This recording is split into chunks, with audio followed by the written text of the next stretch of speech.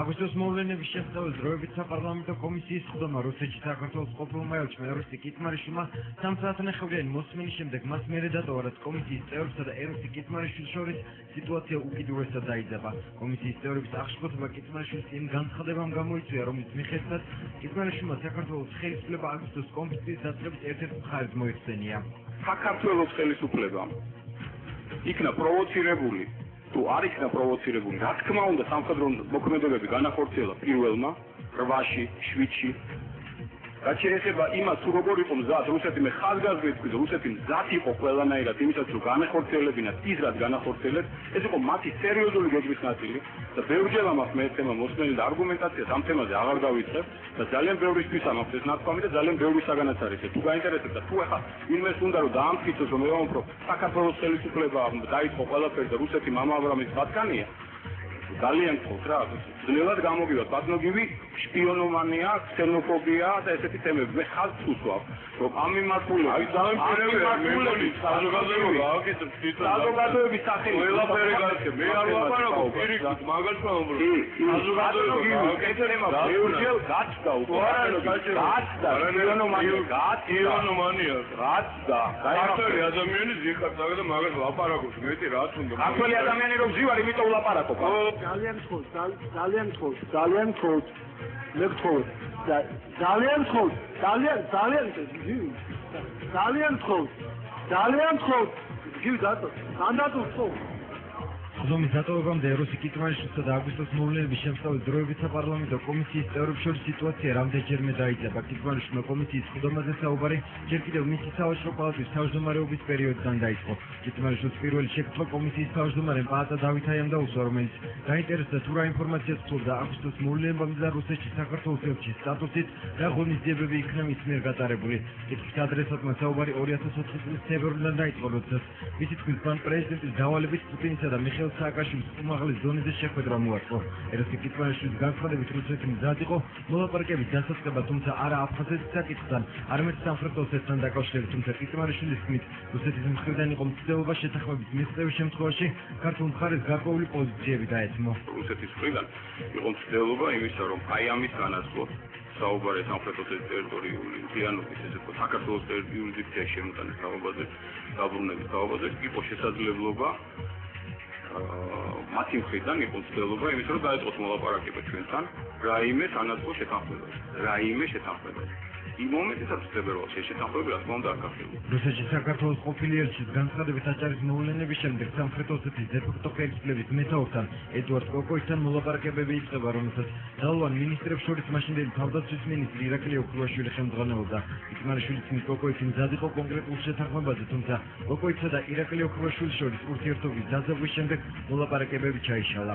ამ მოლაპარაკებების შედეგად ბატონი ირაკლი ოქრუაშვილი, რომელიც აცხადებდა, რომ მას ჰქონდა კოკოისთან უკვე მიღწეული შეთანხმება იმის თაობაზე, კოკოისი რამდენიმე მილიონის საფასურად, ესე ვთქვათ, მზად იყო საქართველოსთვის დაეწყო აქტიური კონსულტაციები ხელისუფლების ჩაბარებაზე. შემდეგ ხდება რაღაც ინციდენტი მასა და კოკოის შორის, ამის შემდეგ იწყება ესკალაცია ასევე მასა და კოკოის შორის. ასევე ბატონი ირაკლი ოქრუაშვილი ძალიან აქტიურად მონაწილეობდა იმ პერიოდში ეგრეთ წოდებულ სამშვიდობო ინიციატივებში, რომლის უკანაც საბოლოო ჯამში ადგილი ჰქონდა გარკვეული, ესე ვთქვათ, მიმოსვლითი გზების გადახვნას, გადაკეთვას და შემდგომ რაღაც ერთი შემოვლითი გზის გაჩენას. ოსეთის დე-ფაქტო ხელისუფლებასთან მოლაპარაკების ჩაშლის შემდეგ კიტმარიშვილის განცხადებით ჩავნაბადაზე ხდება ძალოვანი მინისტრების შეკრება. კიტმარიშვილის ინფორმაციით ამ შეკრებაზე იყო მცდელობა იმ გადაწყვეტილების მიღების, რომელიც სამხრეთ ოსეთში შეიარაღებული კონფლიქტის დაწყებას ეხებოდა. მისი მომხრედ კიტმარიშვილის თქმით, მაშინდელი თავდაცვის მინისტრი ირაკლი ოქრუაშვილი იყო. საბოლოო გადაწყვეტილების დროს კი სამხედრო ოპერაციის დაწყების მოწინააღმდეგეები მერაბიშვილის, ადეიშვილის და მაშინდელი პრემიერ-მინისტრის ზურაბ ჟვანიას გამო შეიარაღებული ოპერაცია სამხრეთ ოსეთში ჩაიშალა.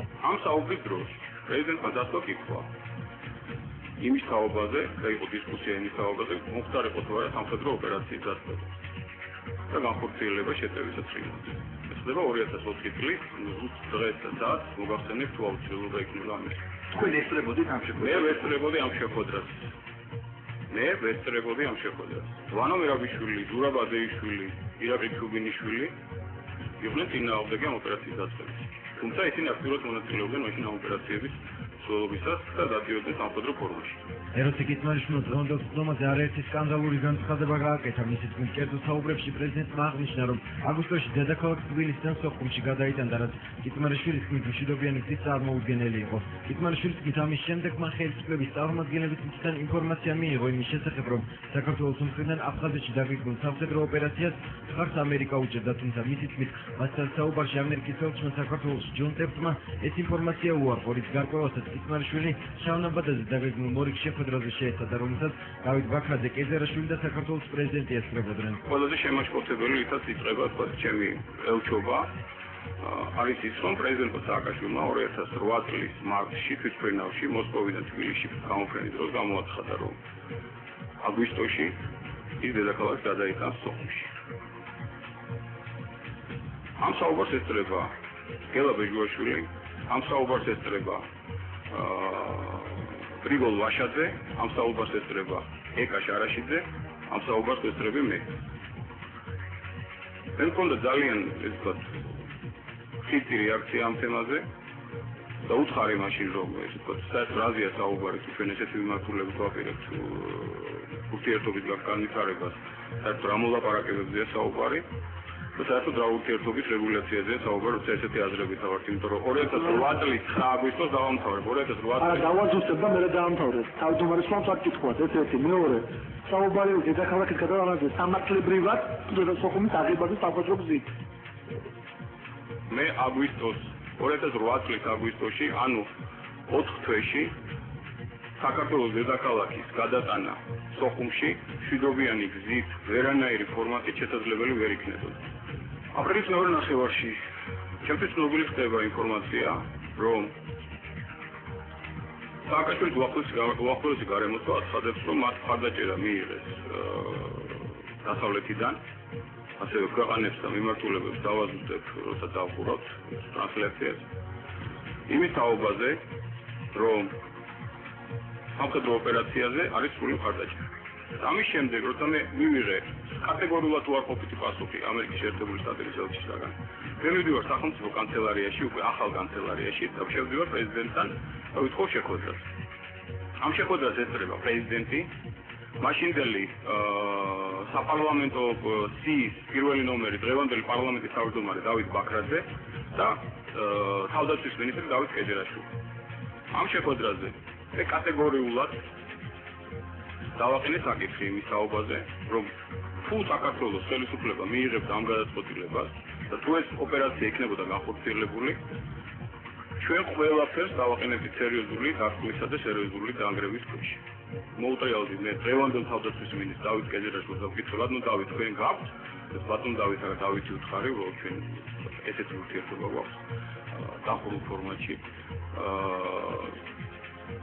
მან განაცხადა განსხვავებით გოგით ავთხოვაშვილისაგან, რომ ესეთი ძლიერი არმია, როგორიც არის დღეს, ესეთი მომზადებული, მას არ ეყოლება უახლოესი მომავალი 4 წლის განმავლობაში. და რომ ის სრულიად მზად არის და რომ პირიქით ყოველგვარი დღე ყოველ აზუსტებ თვე მაშინ ეს არის 2008 წლის აპრილის ბოლო. და რომ ეს სამხედრო ოპერაცია უნდა განხორციელებულიყო აფხაზეთის მიმართულებით. და რომ ამ სამხედრო ოპერაციაში პატრიოტის ღია რესურსებიდანაც ბევრი შეგიძლიათ მიიღოთ, ამას არ ჭირდება თქვა პირდაპირ კონტაქტები ამ ადამიანებთან.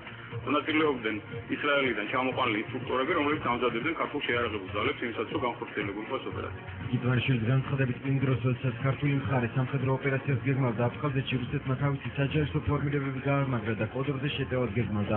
კიტმარიშვილის თქმით, საშიშროება არსებობდა იმის, რომ ღია შეიარაღებული დაპირისპირება დაწყებულიყო, თუმცა სამხედრო ოპერაცია გადაიდო, ისი მიზეზით აფხაზეთის ხოლმე გახდა, რაც არ მოხდარიყო ტურისტული სეზონის ჩაშლა. აფხაზეთში რუსეთის მხრიდან იყო სრული მობილიზაცია იმასთან დაკავშირებით, რომ აგვისტოს განმავლობაში მათ უნდა განეხორციელებინათ სამხედრო ოპერაცია კოდორის გასაცდელად. ბატონო, მას ჩვენ გეგმავდით კოდორის მიმართულებით მოქმედებას თუ რუსები აი ეს ვერ გავიგე. საქმე მაგაშია რომ ორივე. და მაგას საუბრობ. მე არა კოდორის მიმართულებით ვარ, ჩვენ კოდორის მიმართულებით დაარსდა გეგმავდით, იმიტომ რომ კოდორს ჩვენ ჩვენად ვაკონტროლებთ. საუბარი არის რუსეთის გეგმაზე, კოდორის მიმართულებით განხორციელების რომელიც გადაიდო აფხაზური მხარის დაჟინებული თხოვნით და ეს თხოვნა უკავშირდებოდა ეგრეთ წოდებულ ტურისტულ სეზონს. აგვისტოს მოვლენების შემსწავლელ დროებით საპარლამენტო კომისიის ხდომაზე როსი კიტმარიშვილმა აღნიშნა, რომ რუსეთ-საქართველოს შორის ურთიერთობების აღდგენის მიზნით საქართველოს ხელისუფლებას, მათ შორის ეკონომიკურ სფეროში არაერთი ინიციატივა შესთავაზა, თუმცა მისი თქმით, ხელისუფლებამ ეს ინიციატივები არ გაითვალისწინა. მას შემდეგ, რაც ეროსი კიტმარიშვილმა დროებითი საგამოძიებო კომისიის ხდომა პროტესტის ნიშნად დატოვა, განცხადება გააკეთა საქართველოს პარლამენტის თავმჯდომარემ. პატა დავით აიას ინფორმაციით კი ისხალ პროკურატურას მიმართა სისხლის სამართლის საქმის აღძვრის შესახებ. დაიწყოს გამოძიება ქვეყნის უსაფრთხოებიდან გამომდინარე და ბატონმა კიტმარიშვილმა მისცეს ღია ჩვენება სისხლის სამართლის ოცხაუს გათვალისწინებული, თუ ვინ არის ეს ადამიანი, ვინც საუბრობდა იმასთან დაკავშირებით, რომ არის თვალეშუქი ომის დაწყების. და მე ვფიქრობ, კიტმარიშვილი